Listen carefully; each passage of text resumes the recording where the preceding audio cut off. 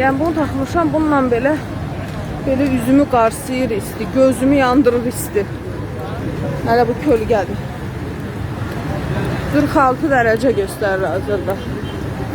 Aparıcı Nigar Mahmudova İraqa səfər edib. Aparıcı Kərbəla ziyarətində olub. Samara şəhərində olan Nigar sosial şəbəkədə səfəri ilə bağlı paylaşım edib. O, dini inancları ilə bağlı yazılan suallara da aydınlıq gətirib. Düşünməyin ki, qatı şiiyəyəm. Mən dini məzhəblərə bölmədən yaşayıram.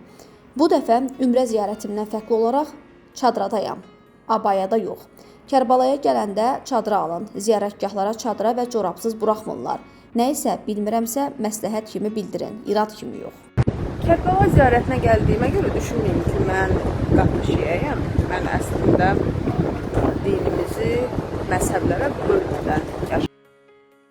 Xalq artisti Natiq Şirinovun qızı Səmanın ad günü olub. Nağara ifaçısı övladının özəl gününü ailəsi ilə birlikdə qeyd edib. Sənətçi və ailə üzvləri məclisdən görüntüləri sosial şəbəkə hesablarında paylaşıblar. Natiq Şirinov qızını 20 yaşı münasibətilə təbrik edərək ad günün mübarək gözəl qızım sözlərini yazıb.